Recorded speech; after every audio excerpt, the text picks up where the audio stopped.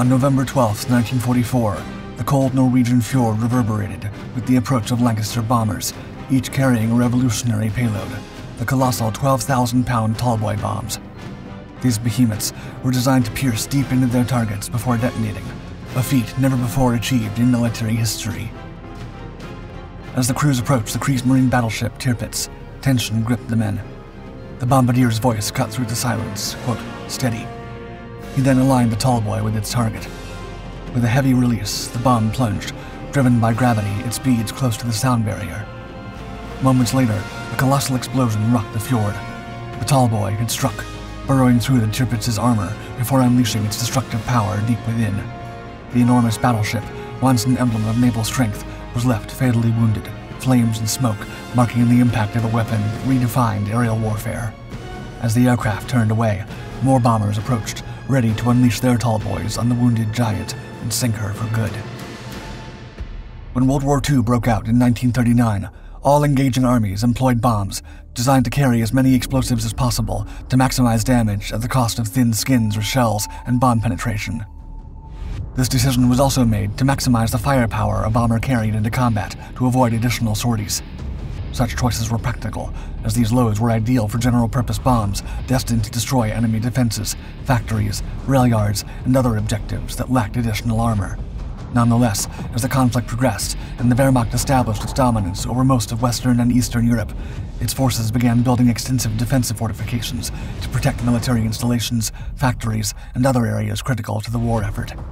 These reinforced constructs were very well protected, comprising multiple layers of concrete, steel, and other indestructible materials against the Allied bombs of thin shells that offered little to no penetrating power. Sooner than later, the Allied troops, mainly the British, faced this new challenge. Their bombs were no longer effective at targeting enemy military objectives. For instance, the submarine pens erected at Saint-Nazaire, France, were shielded by a steel-reinforced concrete 8-meter-thick roof. Similarly, La Coupole was protected by a concrete dome weighing 55,000 tons and 5 meters thick. From submarine pens, factories, supply depots, and more importantly, top-secret facilities, Germany's engineering prowess made them almost impregnable. Innovation was necessary to tackle this new challenge, and the British military began experimenting with new bomb types that could penetrate the thick German fortifications and destroy them. During these alarming days, Barnes Wallis, a Vickers-Armstrong engineer and designer of the Wellington bomber, devised a solution that would work wonders for the British RAF. As early as 1941, Wallis had presented the military with a paper titled A Note on the Method of Attacking the Axis Powers, suggesting the development of a giant 10-ton bomb that could detonate deep underground, unleashing a powerful shockwave that would destroy the very foundations of the enemy fortification after a short delay. Wallis was confident in his design. Unlike conventional bombs that aim to destroy targets through direct explosion, this device aimed to shake the foundations, rendering the structure permanently unusable. It could also create an underground void, leading to the target's collapse into this newly formed pit, thereby damaging its structural base. This strategy exploited the principle that shockwaves travel through the Earth far more effectively than through air. Nonetheless, the British military was hesitant to develop such a heavy bomb, leading Wallis to carry on with another bomb of his own, the bouncing bomb that the RAF's dam busters would later employ to destroy German dams as part of Operation Chastise. Following this success, Wallis continued his research on the penetration bomb that was quickly dubbed the Tallboy due to the colossal dimensions he envisioned for such a device. First, Wallis devised a shell casing cast in high-tensile steel and 3.5 inches thick to penetrate the earth or the concrete bunkers before detonation without falling apart. With this accomplished, the engineer proceeded to the second part of the device, an aerodynamic bomb design that maximized speed to achieve the desired penetration. Tallboy's final design comprised the armored casing, tail cone, tail fins, and explosive filler. Its length was 21 feet, of which 10 feet encompassed solely the bomb casing. During the initial test phase, Wallis and his team discovered the Tallboy tended to tumble, leading the design team to modify the tail with a slight twist for the bomb to spin as it fell. As a result, the streamlined design drastically reduced drag and stopped the yawing and pitching, improving the bomb's aerodynamics when dropped at around 18,000 feet. Coupled with its weight of 12,000 pounds, the Tallboy was dropped at a speed of 170 miles per hour, striking its objective with a speed of 750 miles per hour, close to breaking the sound barrier. Tallboy could pierce through 16 feet of concrete, and, depending on the ground, create craters over 80 feet deep and 100 feet across. Each bomb was filled with Tirpitz, an explosive that was 50% more powerful than TNT.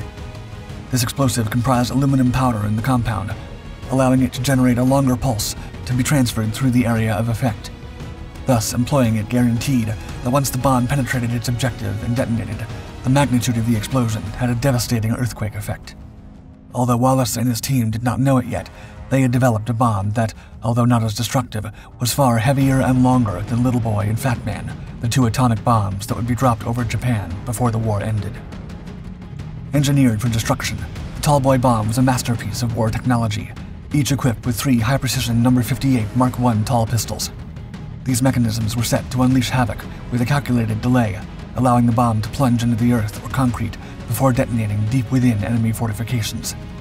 The delay settings were versatile, ranging from a rapid 30 seconds to a strategic 30 minutes, adapting to the tactical demands of each mission.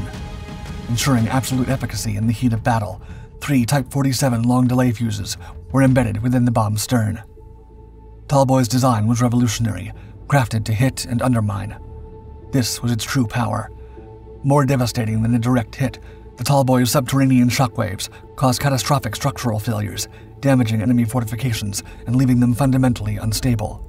Wallace's vision extended to creating massive craters that disrupted critical infrastructure like fortified bunkers, secret facilities, and railway yards, leaving behind craters so vast and deep they could not be easily or quickly remedied. The Tallboy transformed strategic bombing, turning bombing sites into long-term landscape scars that significantly hampered enemy logistics and recovery efforts. Wallace envisioned the Victory Bomber, a 50-ton aircraft flying at 320 miles per hour at 45,000 feet to carry the Tallboy for military operations. Nonetheless, the Air Ministry opposed his idea and chose the Avro Lancaster heavy bomber to take it into battle instead. It was the only bomber that could carry the imposing earthquake bomb. It had to be modified for such an endeavor, stripping the aircraft of armor and machine guns and modifying the bomb bay to carry special ordnance. Furthermore, British aircrews were trained on the SABs, or stabilizing automatic bomb sight, to drop the bomb over the intended target properly. If the target could not be hit, crews were ordered to return with the bomb, instead of dropping it like conventional ordnance. The Axis-occupied Saumur rail tunnel north of Loire was the first victim of the Tallboy. In mid-June 1944, following Normandy's invasion, 19 Lancasters carrying Tallboys were dispatched to strike the objective and put the bomb to the test. The bombs from 617th Squadron accomplished their objective without a loss, bombing the entire rail line with Tallboys, tearing apart the concrete and destabilizing the whole structure from below. One of the Tallboys penetrated the hillside and exploded some 60 feet below, blocking the tunnel for good. This military success paved the way for Tallboy's targets, secret German V1 and V2 rocket facilities scattered across France. Dubbed the Vengeance Weapon, the V2 rocket stood as the first long-range guided ballistic missile, and operated without any effective countermeasures, wreaking havoc on Allied forces. Tallboy was at the center of Operation Crossbow, a large-scale Allied operation aimed at destroying the German long-range missile sites from which the lethal V2s were launched.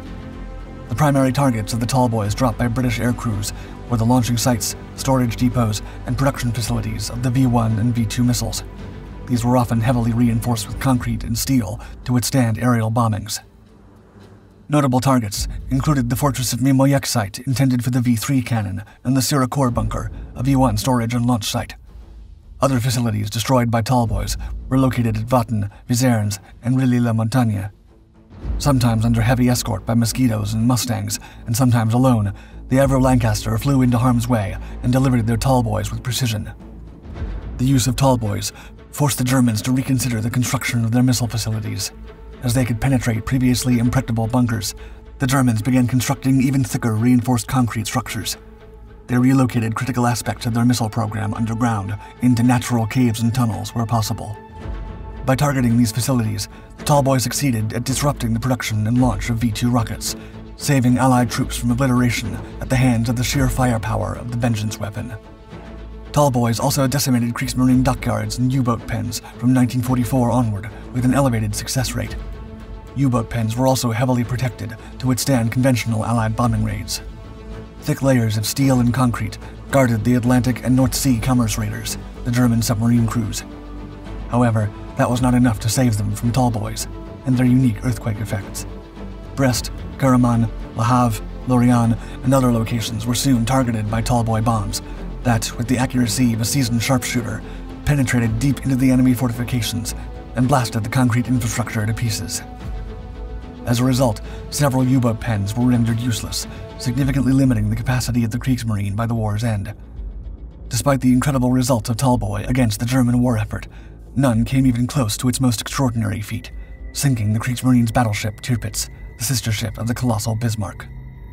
After a successful early career as a commerce raider, Tirpitz was often sheltered in Norwegian fjords after Bismarck was mercilessly hunted down and sunk by the Royal Navy. Nonetheless, despite her anchored state, Tirpitz still threatened the Royal Navy's dominance, prompting the Britons to strike her down too. Still, the Norwegian fjords made it a difficult target for conventional air attacks due to the natural protective barriers provided by the surrounding landscape and the additional artificial defenses installed by the Germans. Smokescreens and a network of protective measures, including anti-torpedo nets and anti-aircraft guns, also guarded Tirpitz. Her location changed several times to avoid Allied bombings. But Tallboy was still going to try and sink her, and its first use against Tirpitz occurred during Operation Paravane, a raid conducted by the Royal Air Force's Bomber Command in September 1944. In a devastating blow, a Tallboy bomb struck close to Tirpitz's bow, slicing through the foredeck and hull to explode in the chilling waters on her starboard side. The violent blast shattered the battleship's bow, unleashing an overflow that swamped her forward compartments with 2,000 tons of icy seawater. Rendered a disabled giant, Tirpitz faced a grim scenario: 9 months of repairs. She was relegated to a mere floating artillery battery. Although successful, the British and Tallboy would not rest until Tirpitz was reduced to ashes, prompting Operation Catechism, another air raid against the German Colossus, launched in November 1944. 3 lethal Tallboy hits sealed Tirpitz's fate. Some of these iron giants crashed through the anti-torpedo net, cutting into the seabed and washing away the sandbank fortifications meant to stabilize the battleship. One bomb pierced the deck between turrets Anton and Bruno, ominously failing to explode. Another Tallboy landed amidships, eliminating armor between the aircraft catapult and the funnel, tearing open the ship's interior, leading to floods that tilted Tirpitz dangerously by 60 degrees. A Tallboy dealt the final blow near turret Caesar, igniting a catastrophic magazine explosion and flipping the once mighty Tirpitz over into the sea's cold embrace. Sinking the second most valuable battleship of the Kriegsmarine proves Tallboy was more than worthy of a successor, leading to the creation of the Grand Slam bomb. In the years following the end of World War II, the revolutionary design and devastating effectiveness of the Tallboy bomb left a lasting mark on military strategy.